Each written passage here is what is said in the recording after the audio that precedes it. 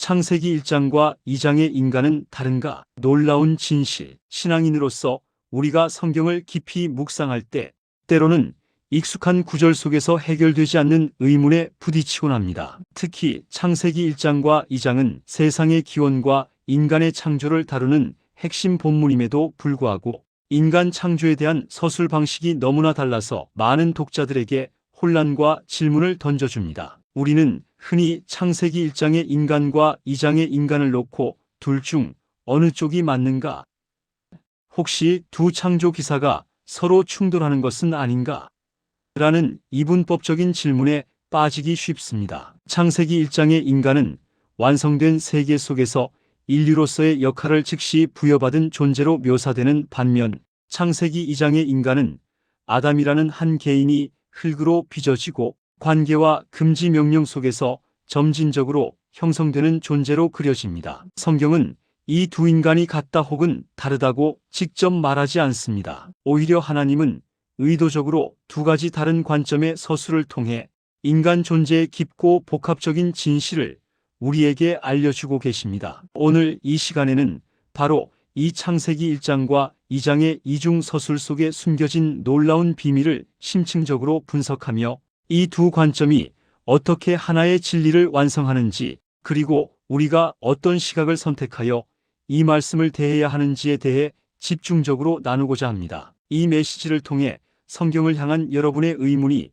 확신과 깊은 깨달음으로 바뀌기를 간절히 축복합니다. 창세기 1장은 창조의 거시적인 관점이자 신학적 서원과 같습니다. 이 본문은 인간이 무엇인가, 즉 인간 존재의 본질적인 정체성과 목적을 장엄하게 선포합니다. 창세기 1장의 인간은 창조의 여섯째 날 모든 것이 심히 좋았더라고 평가된 완성된 세계 안에서 창조되었습니다. 이 순서는 창조의 완성을 위한 최고의 걸작으로서 인간이 등장했음을 보여줍니다. 인간은 창조되자마자 세계를 번성시키고 생육하며 다스리는 통치자로서의 역할을 부여받았습니다. 이는 인간이 처음부터 목적을 가지고 창조된 존재임을 강조합니다. 창세기 1장의 인간의 가장 중요한 특징은 하나님의 형상대로 창조되었다는 선포입니다. 하나님의 형상은 인간이 하나님을 대표하여 피조 세계를 통치하는 대리 통치자라는 역할과 관련이 깊습니다. 인간은 지성, 도덕성, 영성을 통해 창조 세계를 관리하고 보존할 책임과 권위를 부여받았습니다. 이 형상은 특정 개인에게만 주어진 것이 아니라 모든 남자와 여자에게 보편적으로 주어진 것입니다. 이는 인간의 존엄성이 그 어떤 외적 조건이나 능력에 의존하는 것이 아니라 창조주 하나님께로부터 직접 부여받은 것임을 선포합니다. 창세기 1장에서는 남자와 여자가 동시에 동등하게 하나님의 형상을 부여받고 창조되었습니다. 남녀 모두가 하나님의 형상이며 남녀 모두에게 번성하고 다스리라는 사명이 주어졌습니다. 이는 인류 전체가 하나님의 사역에 동참하도록 부름받았음을 보여줍니다. 창세기 1장의 인간은 개인 이름 없이 집합적인 인류로서 묘사됩니다. 이 관점은 인간 개개인의 특성보다는 인간이라는 종의 보편적인 목적과 정체성을 강조합니다. 창세기 1장의 인간은 창조 세계의 완성체로서 하나님의 형상을 지닌 통치적, 보편적 존재이며 존재의 이유와 목적이 명확하게 선포된 신학적인 선언입니다. 창세기 2장은 창조의 현장을 확대경으로 들여다본 관점이자 관계적 드라마와 같습니다. 이 본문은 인간이 어떻게 존재하게 되는가, 즉 인간이 하나님 및 피조 세계와의 관계 속에서 형성되는 과정을 섬세하게 묘사합니다. 창세기 2장의 서술 순서는 1장과 다릅니다. 땅에 아직 채소도 없었고 밭에 작물도 없었을 때 창 2장 5절 하나님이 먼저 아담이라는 한 개인을 만드십니다. 이 배경은 인간이 단순히 완성된 환경 속의 존재가 아니라 환경을 만들어갈 책임과 협력이 필요한 존재임을 강조합니다. 인간은 땅의 흙으로 빚어졌습니다. 이는 인간의 연약함, 유한성, 그리고 피조 세계와의 깊은 연결성을 보여줍니다. 인간은 흙에서 왔으므로 흙으로 돌아갈 겸손한 존재입니다. 하나님께서 흙으로 빚은 코에 생기를 불어넣으시자 그가 산혼이 되었습니다. 이는 인간의 생명이 오직 하나님께로부터 온 영적인 요소를 통해 부여되었음을 보여줍니다. 인간은 흙과 영 두 가지 요소의 결합으로 존재하는 복합적 존재입니다. 창세기 2장의 인간은 아담이라는 개인 이름으로 불리며 여러 관계와 명령 속에서 자신의 존재를 확립해 나갑니다. 하나님은 인간을 에덴 동산에 두어 그것을 경작하며 지키게 하셨습니다. 이는 인간의 노동이 신성한 역할이며 세상에 대한 책임을 의미합니다. 하나님은 선악과를 따먹지 말라는 금지 명령을 주셨습니다. 이 명령은 인간이 하나님의 주권을 인정하고 피조물의 한계를 지켜야 할 관계적 의무를 갖는 존재임을 명확히 합니다. 인간의 자유는 책임과 순종 안에서만 온전합니다. 여자는 남자가 혼자 사는 것이 좋지 아니하니 라는 관계적 필요에 의해 나중에 창조되었습니다. 이로써 인간은 하나님, 인간, 피조 세계, 이웃이라는 복잡하고 아름다운 관계망 속에서 존재하게 됩니다. 창세기 2장의 인간은 흙과 생기로 이루어진 연약한 개인이자 관계적 필요와 순종의 의무 속에서 정체성을 확립해 나가는 역동적인 존재이며 존재 방식과 환경적 형성 과정에 대한 관계적인 서술입니다. 성경은 우리에게 창세기 1장과 2장의 인간이 같은 인간임을 직접적으로 선포하지 않지만 이 두 본문이 서로를 보완하고 있으며 결코 충돌하지 않는 하나의 진리를 담고 있음을 통찰해야 합니다. 이 두 본문은 마치 인간의 두 가지 차원을 보여주는 입체적인 그림과 같습니다. 창세기 1장과 2장의 차이는 무엇이 사실이 아닌가의 문제가 아니라 어떤 관점에서 진실을 말하는가의 문제입니다. 창조의 신학적 목적과 결과를 선언합니다. 인간이 어떤 과정을 거쳤든 하나님의 형상이라는 최종적인 존재론적 위치는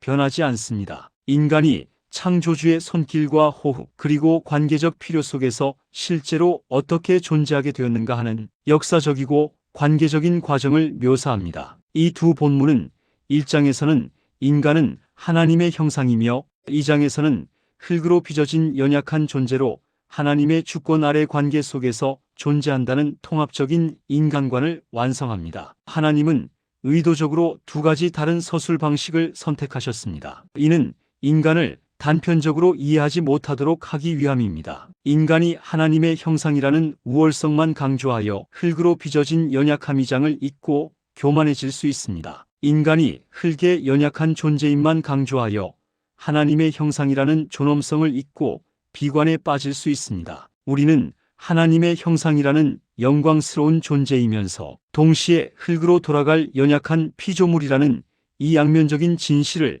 동시에 붙들어야 합니다. 이것이 성경이 제시하는 온전한 인간 이해입니다. 성경이 같다와 다르다를 명확히 말하지 않는 것은 인간의 이성적인 사고가 하나님의 창조 행위를 단일하고 선형적인 시간 개념으로 완전히 해부할 수 없음을 인정하라는 촉구입니다. 창조는 인간의 과학적 분석이나 논리적 상상을 초월하는 하나님의 주권적이고 거룩한 일하심입니다. 여기에 인간의 협소한 논리를 덧대어 A는 틀렸고 B만 맞다고 판단하는 것은 하나님의 광대하심을 인간의 틀 안에 가두려는 교만이 될 수 있습니다. 궁극적으로 이 두 창조 기사가 우리에게 던지는 질문은 너는 이 두 가지 진실 앞에서 어떤 시각을 선택하여 살 것인가?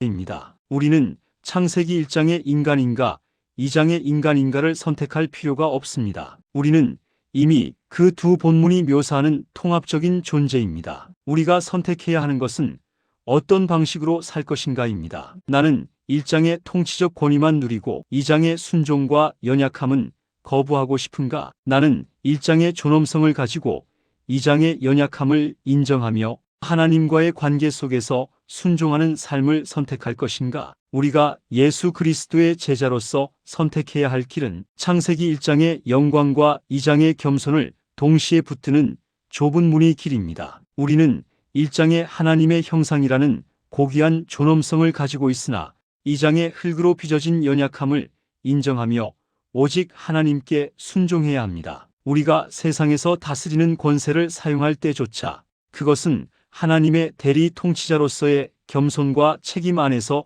이루어져야 합니다. 창세기 2장이 보여주는 관계적 삶의 방식, 즉 금지 명령에 대한 순종과 혼자 사는 것이 좋지 않다는 관계적 필요는 자아를 비우고 버리는 좁은 길을 예표합니다. 우리는 자신의 주권을 주장하려는 넓은 길을 버리고 하나님의 뜻에 순종하며 이웃과의 관계 속에서 형성되는 제자의 삶을 선택해야 합니다. 우리의 신앙이 처음보다 나중이 더 좋게 되기 위해서는 이 두 창조 기사가 주는 가르침을 통합해야 합니다. 1장의 자존감의 회복, 세상의 어떤 상황 속에서도 내가 하나님의 형상임을 잊지 않고 존엄성을 가지고 거룩하게 살아가야 합니다. 2장의 피조물로서의 겸손, 내 힘으로는 아무것도 할 수 없음을 인정하고 하나님의 생기가 끊임없이 공급되어야 함을 깨달아 매일 기도와 말씀으로 주님을 의지해야 합니다. 사랑하는 예수의 제자 시청자 여러분, 창세기 1장과 2장의 인간 서술은 우리에게 인간 존재의 가장 깊은 진실을 보여주는 하나님의 선물입니다. 이 두 본문은 논쟁의 대상이 아니라 경외와 묵상의 대상입니다. 우리가 어느 쪽의 사람인가? 라는 질문에 대한 가장 완벽한 답은 예수 그리스도 안에서 1장과 2장이 온전히 회복된 존재입니다. 예수님은 완벽한 하나님의 형상을 보이셨고 흙으로 돌아가 순종하심으로써 구원을 완성하셨습니다. 우리는 이제 예수 그리스도 안에서 이 두 가지 진리를 통합하고 영광스러운 신분 1장에 합당하게 겸손과 순종 2장으로 살아가야 합니다. 이 통합적인 진리 속에서 흔들림 없이 나아가는 예수 그리스도의 참된 제자가 되시기를 간절히 축복합니다. 아멘. 여러분의 삶 속에서 하나님의 형상으로서의 1장의 권위와 흙으로 빚어진 피조물로서의 2장의 겸손 중 지금 더 회복하고 싶은 부분은 무엇이며 어떤 결단이 필요합니까? 여러분의 느낌을 댓글로 남겨주세요. 감사합니다.